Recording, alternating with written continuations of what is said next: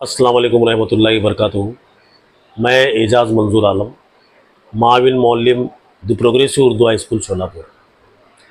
आज यहाँ पर एक बड़ी ही अफसोस की ख़बर के साथ मैं अपने ख़यालात का इज़हार कर रहा हूँ कि हिंदुस्तान के अदब अतफ़ाल के बहुत ही फ़ाल और बच्चों के अदब के बहुत ही बड़े हीरो अली जनाब फ़ारूक सैयद साहब इस दुनिया में नहीं रहे। इन्ना लिल्लाहि व इन्ना इलैहि राजिऊन। फ़ारूक सैयद साहब की शख्सियत के बारे में जहाँ तक बात की जाए, वो एक बहुत ही फ़ाल शख्सियत थे। उर्दू दुनिया में अगर देखा जाए तो शोलापुर में सन ईस्वी 1998 ईस्वी में जो उर्दू मेला हुआ, उस उर्दू मेले में आपका जो हिस्सा था वो बहुत बड़ा हिस्सा था।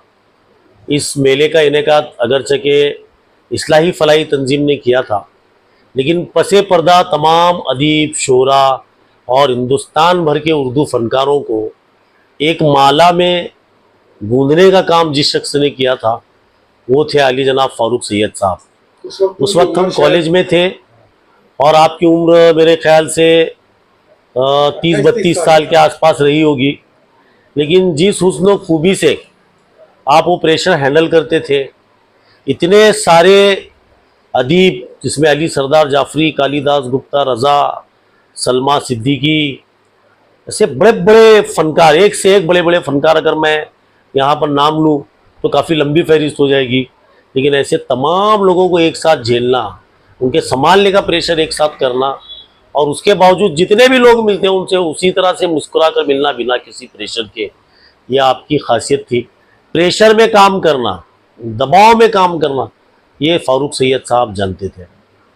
मैं आपको ये बताना चाहता हूँ कि वो शोलापुर शहर के पहले मुस्लिम सर्टिफाइड सहाफ़ी भी थे, जो बाकायदा सर्टिफाइड पत्रकार जिसे कहा जाता है, वो फ़ारूक सैयद साहब थे। गुल बूटे में भी हमेशा अपना कॉलम आपने लिखा। उनकी सहाफ़त किस अखबार से शुरू हुई थी? उनकी सहाफ़त आई थिंक मेरे ख्याल से उर्दू टाइम्स, महानगर उर्दू टाइम्स से। साजिद रशीद साहब। जी हाँ, साजिद रशीद साहब के आप वो अच्छे साथी थे, उनके साथ आपने शुरू किया और आपके कलम का जादू हमेशा सर चढ़ कर बोलता था। छोटी सी बात, गुल बूटे जो आपका रिसाला रहा, जिसने खुसूसी तौर पर इस रिसाले का अगर जिक्र किया जाए तो बच्चों के जहनों की आबियारी, मुतालिया, ये किसी भी तालिब इल्म की शख्सियत साजी का सबसे बड़ा हथियार है, और वो हथियार फराहम करने का काम, वो मवाद फराहम करने का काम तकरीबन 30 सालों से ज़्यादा के अरसे तक आप करते रहे। तो ये काम एक मुजाहिदाना काम है। मुजाहिद सिर्फ मैदान जंग में लड़ने से ही नहीं होता, अलग अलग मुहाज पे भी मुजाहिद नज़र आते हैं। तो ये उर्दू का एक मुजाहिद था, उर्दू का ये सच्चा सिपाही था। आपके जाने से जो खला हुआ है, तो शोलापुर वाले खुसूसन मैं कहूँगा कि दो तरीके से यहाँ पर हमारा नुकसान हुआ है।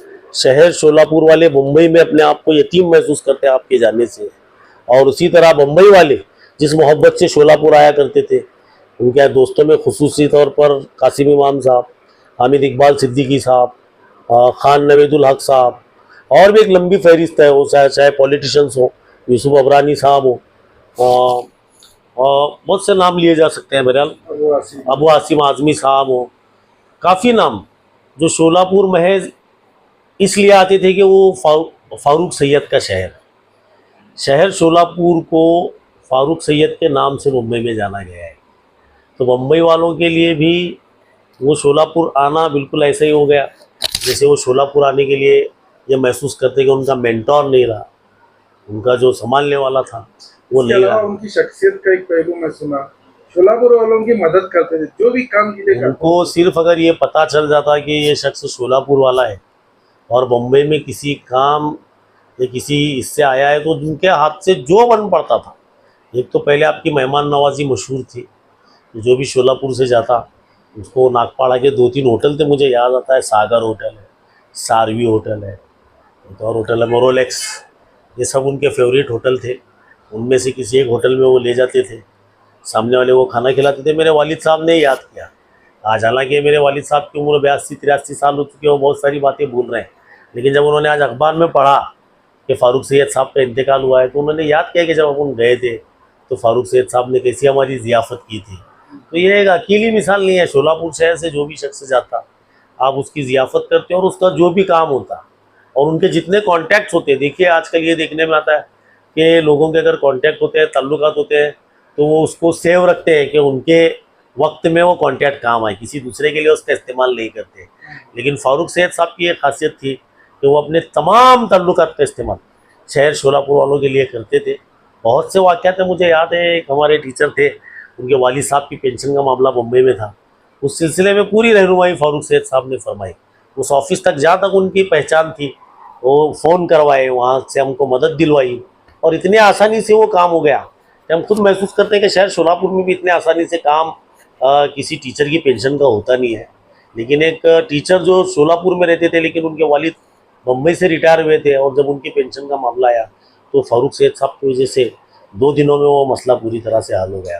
अच्छा, आपकी नज़र में भी नुकसान क्या होगा शोलापुर का, अदबी दुनिया का, अदबी हल्के? अदबी दुनिया का तो बहुत बड़ा नुकसान हुआ है, ना काबिल तलाफ़ी खला अदबी दुनिया में पैदा हुआ है। ये एक ऐसा शख्स था जो तमाम अदीबों, शायरों, मुसन्निफ़ों, ड्रामा निगारों, अदाकारों, हिदायतकारों सबको शोलापुर शहर से जोड़ कर रखने वाला एक शख्स था। शोलापुर का उर्दू मेला इस बात की बेहतरीन मिसाल है कि शोलापुर के उर्दू मेले में जो ड्रामे हुए, ड्रामा जैसे नादिरा ज़हीर बब्बर और ऐसे तमाम अदाकारों को शोलापुर में लाना होता, तो शोलापुर का कोई भी शख्स जिस शख्स से कांटेक्ट करता था मुंबई में, वो शख्स फ़ारूक सैयद साहब थे। आपको गुलाम अली से मिलना हो, ये मतलब कुल हिंद उर्दू कॉन्फ्रेंस की भी बातें आ रही हैं, यानी जब मैं जिक्र कर रहा हूँ उर्दू मेला का, तो बेरिया साहब के ज़रिए जो उर्दू कॉन्फ्रेंस ली जाती है उसमें भी उनकी काफ़ी मदद रही। हालांकि वो बराह रास्त उर्दू कॉन्फ्रेंस से उस तरह नहीं जुड़े रहे जिस तरह उर्दू मेला से जुड़े रहे, लेकिन बावजूद उसके चाहे उर्दू कॉन्फ्रेंस हो, उर्दू मेला हो, फ़ारूक सैयद साहब की मदद के बग़ैर ये बड़े बड़े प्रोग्राम होना नामुमकिन थे। वो शहर शोलापुर की पहचान थे मुंबई में। आज भी मुंबई के बहुत सारे अदीब हैं। शोलापुर में कितने प्रोग्राम आपने किए? शोलापुर में आपने जो अखबार जारी किया हफ्ते रोज़ा उर्दू मेला ये तारीख़ी है। शहर शोलापुर का उर्दू मेला दुनिया का पहला उर्दू मेला था और उसी उर्दू मेला में जब इस बात का जिक्र हुआ कि कोई अखबार शोलापुर का नहीं है, उसके ताल्लुक़ से जब यह महसूस की कि मतलब उस कमी को महसूस किया गया, तो उस बात को सुनते ही फ़ारूक सैयद साहब ने अपने भांजे आसिफ इकबाल को इस बात के लिए आमादा किया कि वो रजिस्टर कराएं एक नाम, और उनके कहने पर आसिफ इकबाल साहब ने वो नाम का टाइटल हासिल किया। और फिर आप तो जानते हैं, आप भी उसका हिस्सा रहे, आपने भी ये सारी तारीख को अपनी आंखों से देखा है कि उन्होंने एक अखबार जारी भी किया और चलाया उसको कई सालों तक चलाया। और आप जानते हैं कि क्या हालात थे, काफ़ी खसारा था, नुकसान था। 2-3 रुपए का अखबार भी ख़रीदना हमारे शहर के मिजाज की थोड़ा सा मतलब वो नहीं रहा। बहरहाल और भी बहुत दूसरी बातें होंगी, लेकिन वो खसारे में कई साल तक उस अखबार को आपने चलाया। तो एक तो वो अखबार जो उन्होंने शोलापुर को दिया था उस हिसाब से भी नुकसान है। आज जो बच्चों का एक मियारी रिसाला जो बिल्कुल ठप हो गया है, गुलबूटे, जिसने कई बच्चों की ज़हनी आबियारी की है, और वो रिसाला ठप हो गया, ये सब अदबी नुकसान है, बल्कि सिर्फ शहर शोलापुर का नहीं, ये आलमी नुकसान है। फ़ारूक सैयद साहब न सिर्फ शहर शोलापुर बल्कि हिंदुस्तान, पाकिस्तान, बांग्लादेश, टोरंटो, कनाडा, जहाँ जहाँ उर्दू पढ़ी जाती है वहाँ वहाँ फ़ारूक सैयद साहब को उनके नाम से और उनके रिसाले के नाम से लोग जानते हैं। तो मैं ये नहीं कहूँगा कि आप शोलापुर के हद तक आप उसको महदूद मत रखिए, वो एक आलमी शख्सियत थे, इंटरनेशनल फिगर थे। वो जहाँ जहाँ उर्दू बोली जाती है, जहाँ जहाँ उर्दू लिखी जाती है, वहाँ वहाँ फ़ारूक सैयद साहब को जाना जाता है। मुझे याद है वो लीबिया भी गए थे, एक इंटरनेशनल बच्चों की कॉन्फ्रेंस के लिए वो लीबिया भी जा चुके हैं। बहुत सही याद किया आपने, कर्नल कद्दाफी के हयात में वो इन्विटेशन पर वहाँ भी गए थे। उन्होंने वहाँ पर भारत के बच्चों के अदब की नुमाइंदगी की है, ये बहुत बड़ी बात है। और उर्दू ड्रामा मुकाबले हों, कुछ भी हो, यानी कोई अदबी सरगर्मी ऐसी नहीं थी मुंबई और शोलापुर की जिसमें फ़ारूक सैयद साहब की, यानी कोई बड़ी सरगर्मी ऐसी नहीं थी जिसमें फ़ारूक सैयद साहब की शिरकत ना रही हो, या अगर उन्होंने उस एक्टिविटी के बारे में सुना तो उस एक्टिविटी में कामयाब होने वालों को उन्होंने फ़ोन न किया हो, उन्हें मुबारकबाद न दी हो, और या उर्दू का काम करते हुए मामूली से मामूली शख्स को भी फ़ारूक सैयद साहब ने अप्रिशिएट न किया हो, ऐसा नहीं हो सकता।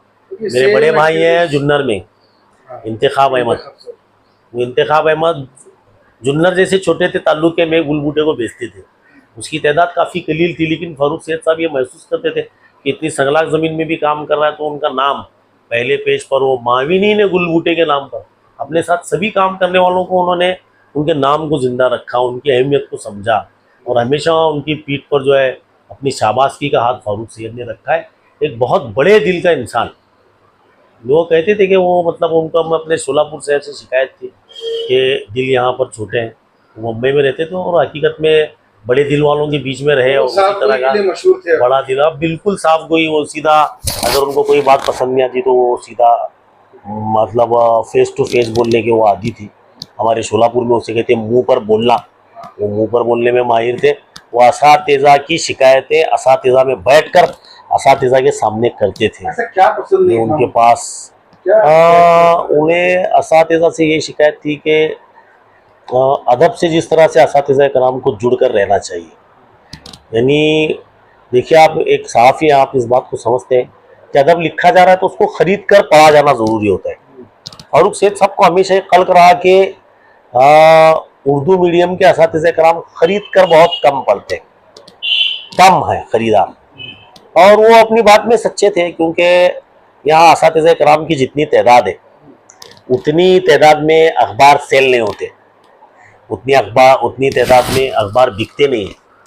जितनी तलबा की तादाद है उतनी तादाद इन्होंने तवक्को थी कि मैं शहर शोलापुर का हूँ, मैं गुलबूटे निकालता हूँ, तो मेरे यहाँ पर एक इतने हज़ार बच्चे उर्दू मीडियम में तालीम हासिल करते हैं तो ये रसाले उन बच्चों तक पहुँचना चाहिए। लेकिन शायद हम में से बहुत सारों ने उसको इस नज़र से देखा कि वो कारोबार करना चाहते हैं या अपनी किताब बेचना चाहते हैं, उनको ऐसा लगा, लेकिन ऐसा कहीं नहीं था। फारूक सैयद ने बारहा खसारा उठाया है, बल्कि वो शख्स फ़ायदे नुकसान के परे था, वो फ़ायदे नुकसान को सोचने वाला आदमी नहीं।